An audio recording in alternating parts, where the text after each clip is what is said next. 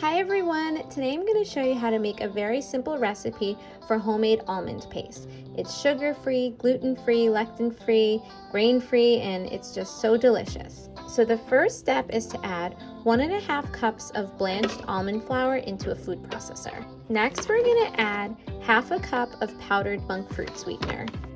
Then we're going to add 1 pastured egg white.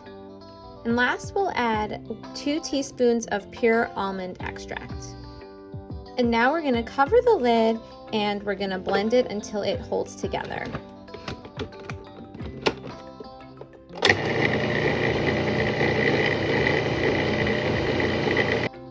So it came together just like that, and that's it. This is a great recipe that you can use in cakes and cookies, even candies. I like to divide it in half and then roll it into a logs.